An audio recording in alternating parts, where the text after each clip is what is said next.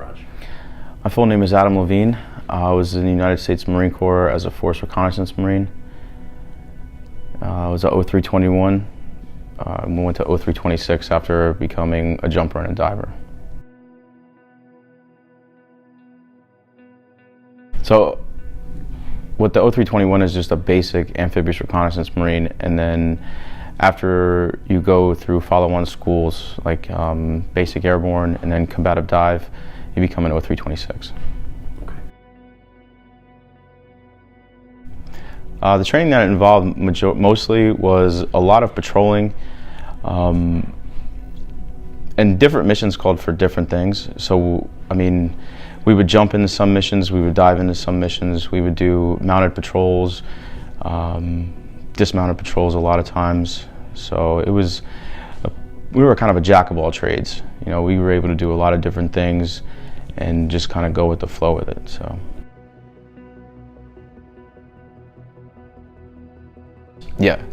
Yeah, went to military free fall. I was one of the follow-on courses, and we would just get on the plane, have all this combat equipment, our parachute, and then just go fall out of the plane into the sky and then land and then kind of patrol it and do whatever our mission was for that particular mission set.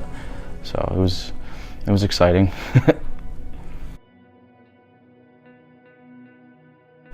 It really depends. Sometimes it was anywhere between like 21,000, 30,000, maybe like 15,000. Jumping on oxygen in the middle of the night, and then just, I mean, it's a big rush, but then after a while it just becomes like, all right, this is just how we're getting to work. You know, it's not like civilian skydiving when you're like, whoa, this is awesome, this is amazing, to where it's like the military just kind of has a way to just suck the fun out of everything. But it was, I mean, yeah, there was always a thrill. It was like, man, I hope my parachute works, I hope I don't pass out, you know, like, I hope I don't look like a little bitch, you know what I mean? Like, because you sit there and, I mean, it's kind of hard to look like a bitch when you have like this oxygen mask over your face and, you know, it's nighttime. But I just remember there was this one jump that we did, and I was standing on the ramp, and I had just worked out like legs and back like the previous day, so I was super sore.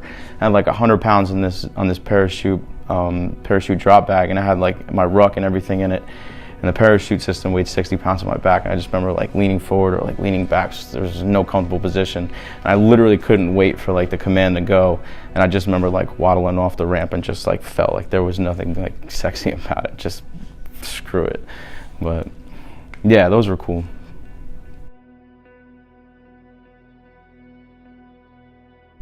Yeah, I deployed, I've been to Iraq, I've been to Afghanistan, I've been to Southeast Asia, I've been into the Horn of Africa.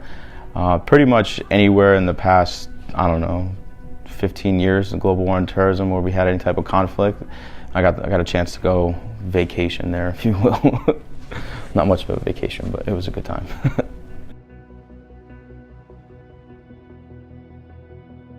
I spent just shy of 10 years in the Marine Corps, and that was from the time that I came in to the time that I got out.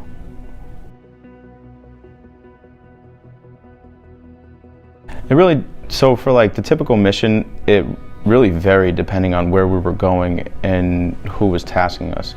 You know, when we were in Afghanistan, it was a lot of key leader engagements, and interdiction was like the big word that they used, was just going out and just, you know, getting in the middle of like the enemy forces. And then when we deployed like on ship, we would go out and do like anti-piracy missions and do a lot of VBSS, which is visit, board, search, and seize. And that was, it really depended on where we were and what hire was trying to do. So it could be anything from limited scale raids to reconnaissance surveillance, urban reconnaissance surveillance, hydrographic surveys, peer searches. Yeah, it really just depended on where we were and what needed to be done. So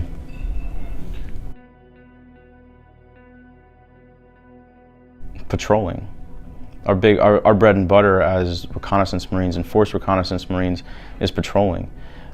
We would patrol everywhere, and when I was in Afghanistan in 2010, we didn't really have the luxury of vehicles. Like, some units used them, but how higher up saw us fit was just, you know, come in with helos, land, and then we would just occupy a space and then just move from space to space to space, pretty much chasing down the Taliban.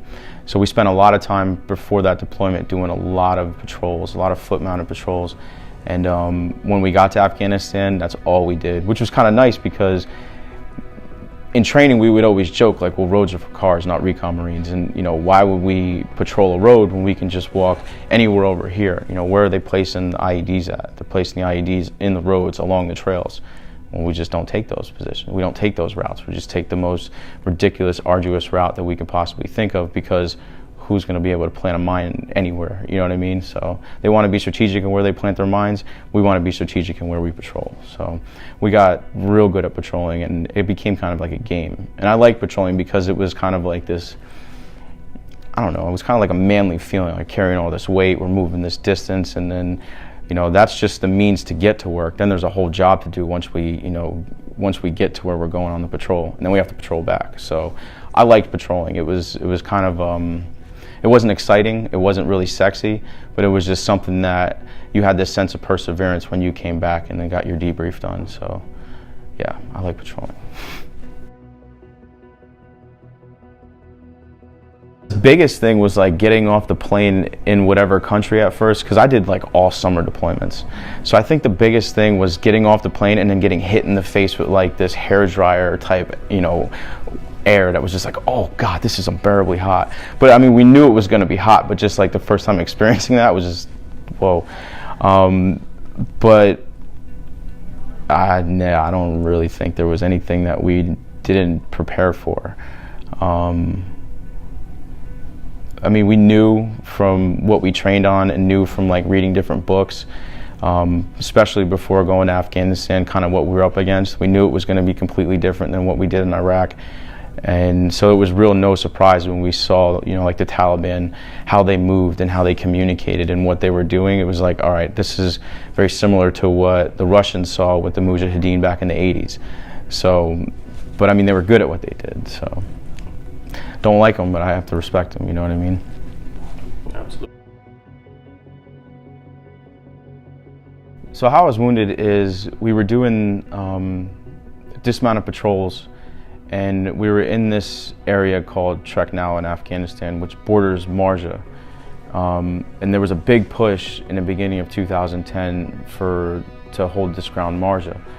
And so what the enemy was doing, what Taliban was doing, is they would go and they would fight in Marja and then go bed down in Treknau. So we were kind of in place within Treknau to do this enemy interdiction. And we were spent. We patrolled almost every night, and we still had to man security positions. And it's not like we move and like we had these great deal of numbers with us. We usually operate in small units. So my guys were pretty tired, but it was our turn to go up on, to hold security. And it was rooftop security, how we were doing it. So we would fill up sandbags and then, put them in the most advantageous positions, on, rooftops or whatever. And I made the call, I told my guys, I was like, look, and I was always of this way. I don't, not leading by, from the front, but like leading by example. Is I told my guys, I was like, look, like I'll take these certain hours, which are, being in a battle rhythm, we kind of knew that this was our typical troops in contact hours, typical of the time when, they would try to test us and they would, try to attack us. So I told my guys, I was like, look, like I'll take this time, that way you guys can get some more rest, you can, sleep, you can, take care of your weapon systems, whatever you need to do.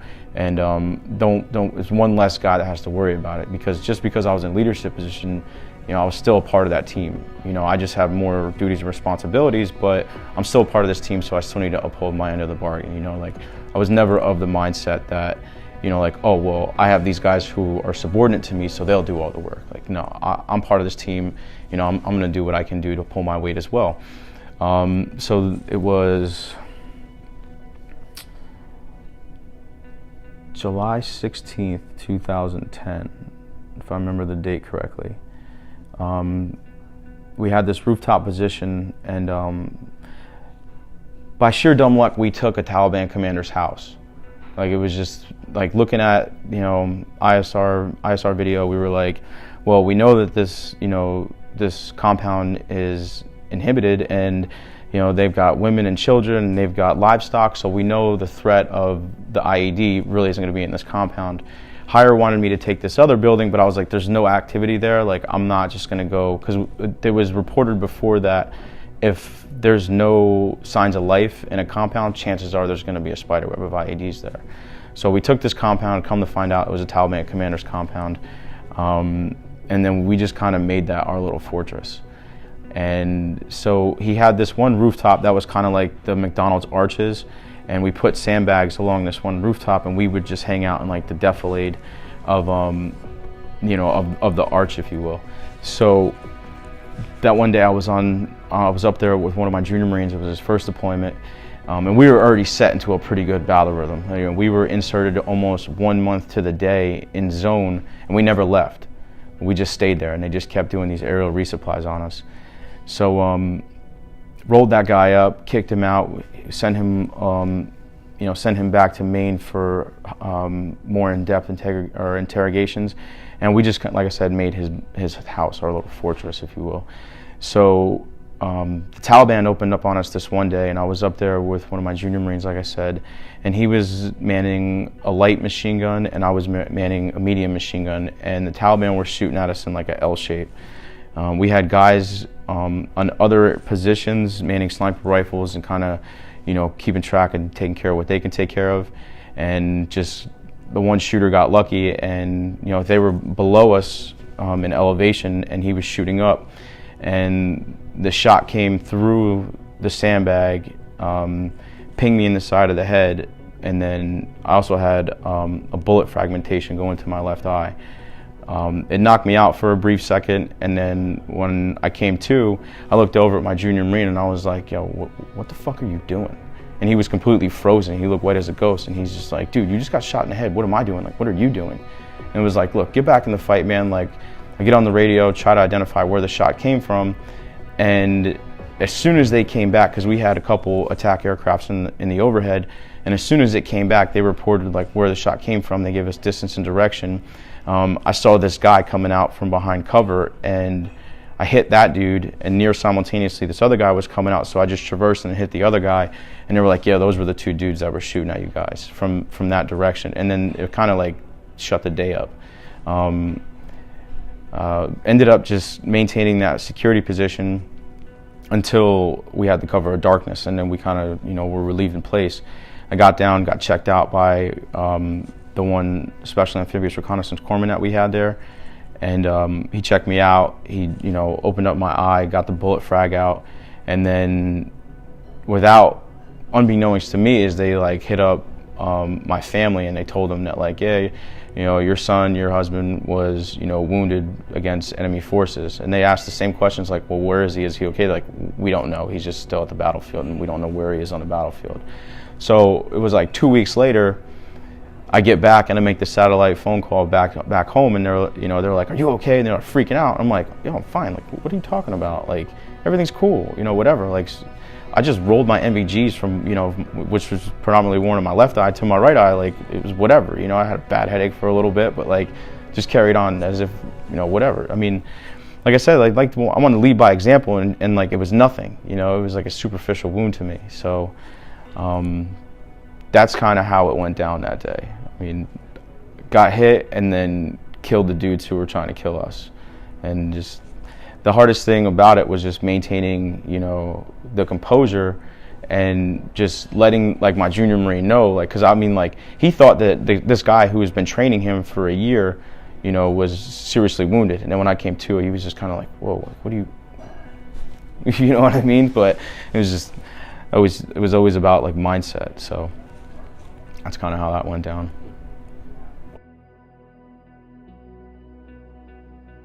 So the process for the Purple Heart was completely different for me than it was for like everybody else. And I think the reason why now some things just aren't that important to me, like going to college graduation, like that's a big deal for a lot of people, to go and walk, and the whole dog and pony show with the cap and gown. Like, I'm completely desensitized to that because of kind of how, like, for me personally, how my award system, how I was awarded this.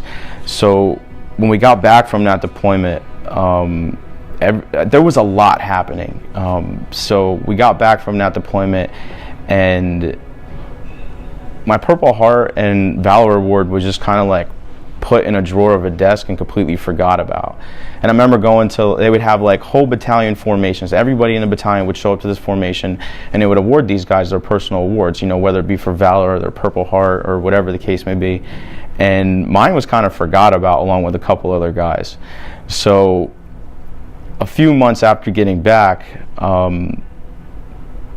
the first sergeant, and it wasn't the first sergeant that I deployed with, it was another first sergeant. It's just, you know, they were cleaning out his desk because he was leaving, and there was my Purple Heart and, you know, my Valor Award, and it was just like, hey man, like, do you want us to submit this to battalion and have a whole formation, or you want me to just bring this to your house? I was like, dude, just drop it off my house. Like, I don't want to waste people's time. They're like, because everyone hates standing in formation, you know what I mean? So they kind of stole it and then just like brought it to my house, and it was just with like, I don't know, it was completely unconventional. Like, there was no real formation, there was no like attention to orders. It was just like, here's your award, man. Just like, sweet, thanks, get out of here. I'm gonna go eat dinner now. So. And I remember that there was a few people who were upset by that, you know, people, you know, family and friends that were like, whoa, this is complete bullshit. Like, you should have this whole formation and people should honor you, and there should, you know, and I'm like, nah, screw all that. Like, I don't care. Like, it's a Purple Heart. Like, I'm not really proud of the enemy marksmanship badge. It's just, you know, I was in the wrong place at the wrong time, like, whatever. And the other part of it was just like, who cares? Like, I was all about being a silent professional, because the guys senior to me were, you know, no matter what comes your way, just maintain humility, be a professional, and just act like, you know, nothing. Just be completely unemotional about things. It's like, cool, easy day, you know. So the process for others was completely different than what it was for me personally. And I sit back and I laugh about it because, I mean, even like when my son was born, like, I was in Africa. You know, missed that. So there's just another element of being like desensitized to a lot of things. And it's like, do I wish I was there? Yeah, but at the same time, is he gonna know that? Like, is that gonna make an impact on his life when he's older? Like, no. But as long as I'm there now, as he's growing, you know, to lead and guide him and, you know, teach him things in life, like, that's really what matters. Yeah, for sure. Yeah. I mean, like, I was. Same deployment, I was medevaced because I got really sick, and I woke up in a hospital room, and there was 3 other Marines in this room, and the one guy he had a urinalysis cup, and he was just rattling these ball bearings around, these metal ball bearings around, and he was just, I mean, they had him all doped up, and the Marine across the bed from me was like, he doesn't even know that he lost his legs yet.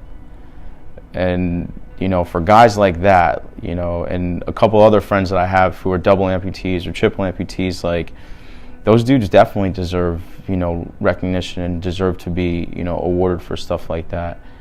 You know, for me, like, it was superficial for me, but for other guys where it's completely life-changing, and women too, where it's completely life-changing, like, yeah, they should definitely be recognized. They should definitely be awarded, you know, like, because they, you know, volunteered. There was no draft for the Global War on Terrorism, you know what I mean? Like, you know, guys and gals, they volunteered to go to war. You know, they volunteered to put themselves in this position, unlike Vietnam, where people were just drafted and they just went, you know? So it says a lot about someone's character who just, you know, says, you know what, like, I'm going to go do this for, you know, for the greater good, you know, and try to protect our nation, you know, so we don't have to deal with another, like, September 11th attack.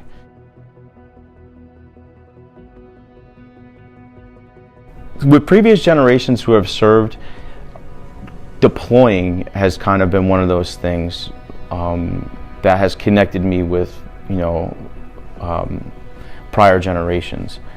Because I've met guys from Korea who shook my hand, gave me a hug, and thanked me for my service. And in turn, I look at those guys and I'm like, if it wasn't for you and what you went through and what you were exposed to, I wouldn't have the mental fortitude to go through what I went through. And they would be like, well, I couldn't imagine how you went through something like that. Like, it was easy for us. You know, we had guys in uniform, where you got people in their everyday attire, like, that's what you're up against. Like, I couldn't imagine that. And I'm like, well, I couldn't imagine what you went through. So just being, you know, forward deployed and, you know, being on a battlefield, like, that connects me to them.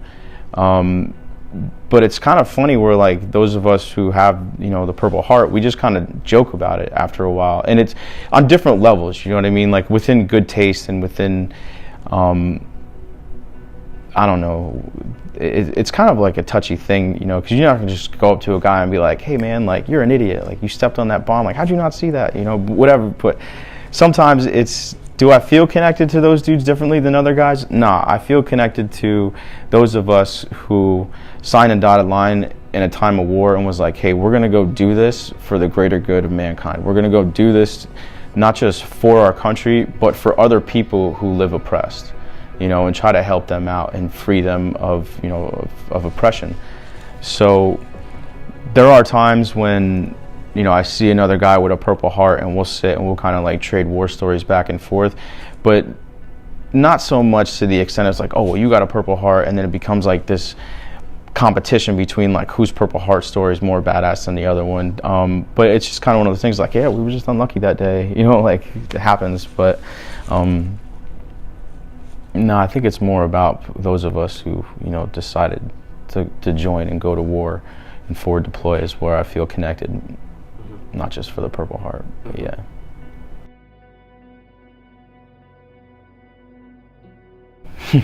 So I work for this company called GoRuck. I'm a contractor through them, and it's a pretty cool thing. So Jason McCarthy had this idea. Jason, his background is the Army Special Forces, and he had this idea. He wanted to sell this backpack, this rucksack. And then with that, he was like to try to market it and sell it, you know, to have these endurance events. And so what GoRuck is a team-based endurance event based on special operations cadres experience both downrange and in training with respect to like teamwork, leadership, and communication. So like this past weekend I was in Philadelphia for the 4th of July events, and it was like, man, this is great, like Philly for 4th of July, like Independence Day, there's Independence Hall, like we're gonna go here, we're gonna do this, we're gonna do that. But more importantly, when, you know, you build these scenarios for individuals who, who may have never been in the military, you know, you kind of have to take a step back, you know, maintain that humility and professionalism, and then just teach them in a way through scenarios of, you know, some of the things we would go through, and then bridge that gap back to everyday life. You know what I mean? Try to relate to them, be like, look, like just because you work with someone doesn't mean you have to, or just because you work with someone doesn't mean you have to like them, but you have to work with them no matter what, because there might come a time when you two get partnered together, and the success or the failure of your particular task could be everything. It could mean your job. And, you know, people are like, well, you know, it's not life or death, this isn't combat. You know, you're right, it's not combat, but how are you going to provide for your family? How are you going to provide for the ones that you care about, you know, if you fail? You know, and I get it, like not everything is life and death. And so you have to, so I take like those extreme scenarios that, you know, I'm fortunate enough for those hardships that I've been through to take that back to other people, to teach them these things. And as long as they have an open mind, they're very receptive to it, you know. So I put on like this day in a life, night in a life through, you know, at the GoRuck events, and just do my best. And then like being in a leadership position, you know, like your taxpayer dollars, you know, that went to me going to some of these follow-on courses, and especially like the Recon Team Leaders course, which is another unconventional school that's, you know, there's like your basic, you know, like Marine Corps leadership courses, like Sergeant's course, or Staff Academy or whatever, where they teach you like the generic leadership stuff, and then go like that next step into, you know, detailed mission planning and, you know, maintaining like a strict timeline and things like that.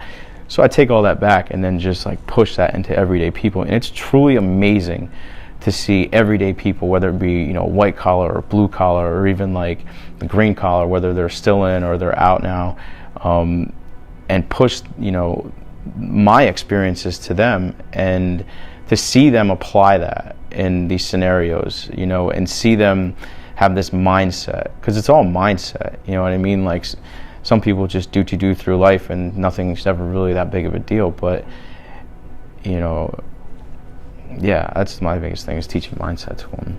But that's probably having the opportunity to travel and teach everyday Americans how to be better Americans.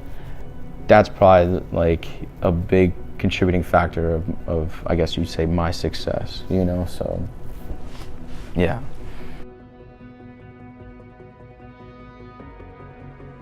The creed in which I chose to live by the reconnaissance creed. You know, the first sentence of the first paragraph is realizing it's my choice and my choice alone to be a reconnaissance Marine. Everything is my choice. You can sit there and just roll over and die, or stand up and fight. You know, and just because we leave the battlefield, you know, and we get out and go on our own, it doesn't mean that we're alone.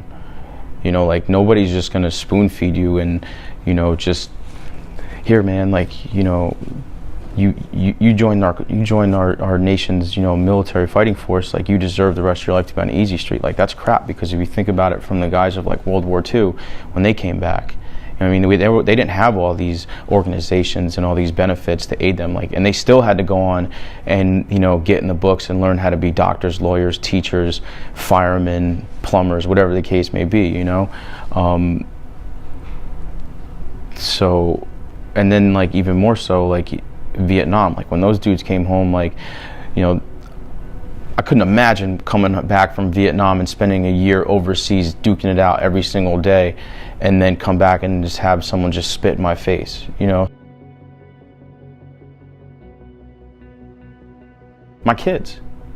I have to set the example for my kids, you know, like, I don't want my kids to, like, grow up and see me, like, you know, not doing anything. You know, I want to show them that, hey, you know, like, I joined the military, I didn't have to join the military, but now, like, I'm going to college and I'm finishing my undergrad, and then after my undergrad, like, I'm gonna, you know, take another step and go for my graduate degree, and then, you know, just keep finding things to be productive, you know. And I think that's the biggest thing, is, like, as long as my mind is stimulated, and other, you know, and our minds that come back from where our minds are stimulated, you know, and we're being productive, like, that's success. Like, I mean, how would you define success? Like, how much money you have in your bank account? No.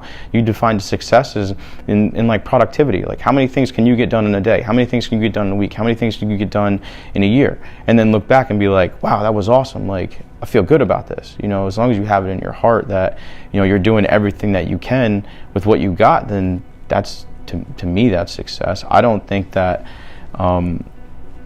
I don't know, I just always constantly try and find something to do, because especially, like, in being in a hide site, you know, there's always something to do in a hide site. There's always priorities of work, and as long as you establish priorities, and as long as you kind of make, like, an execution checklist and prioritize that, you know, you just keep chipping away.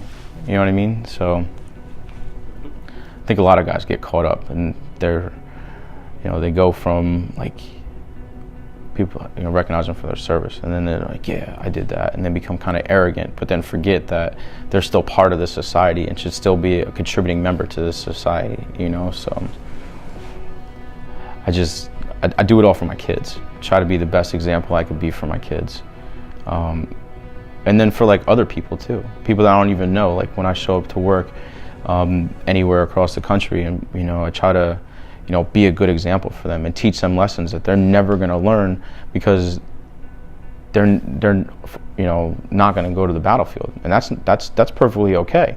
But sometimes we hit these roadblocks in life, and it's just, you know, there's an extreme way to learn things, and then if you don't experience something like that, how are you ever going to know how to, you know, be calm, cool, and collected, and maintain your composure?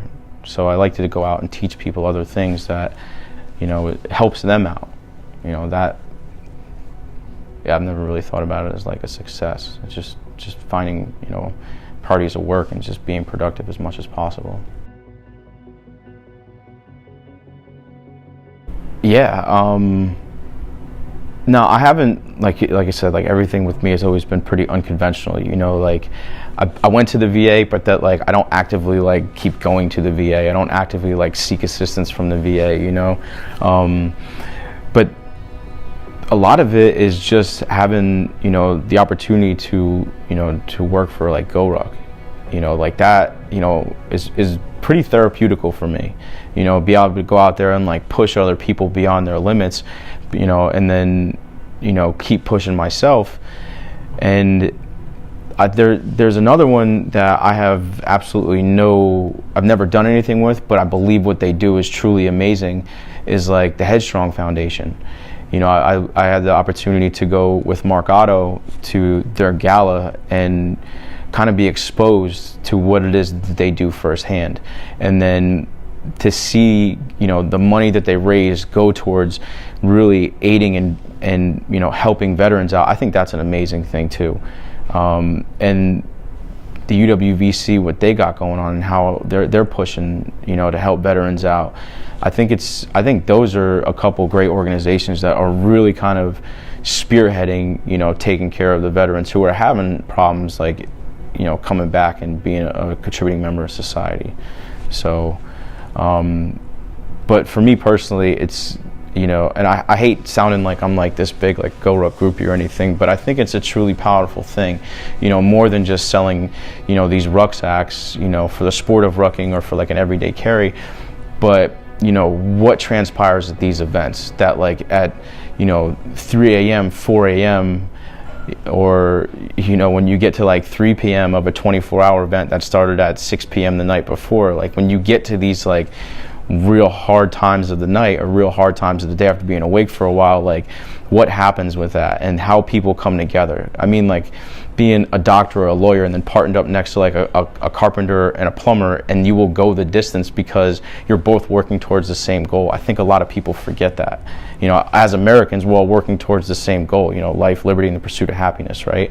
But then when you start stripping away some of those basic things from people, like air conditioning and food and cold water, and then you make them earn that back, it starts to become a totally different flavor.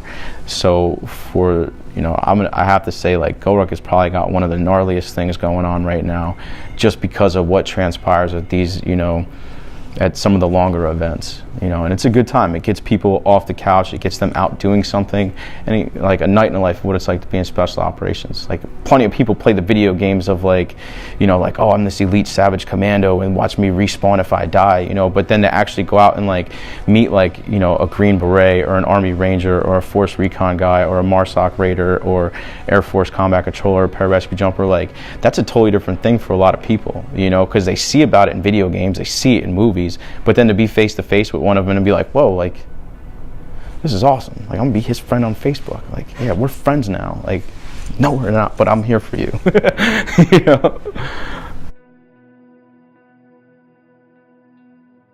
Totally forgot about the RWB. That is another like awesome organization that really goes out and targets veterans to do more with themselves.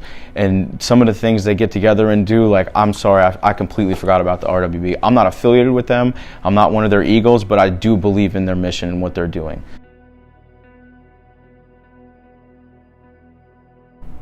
A lot of people will say, like, thank you for your service.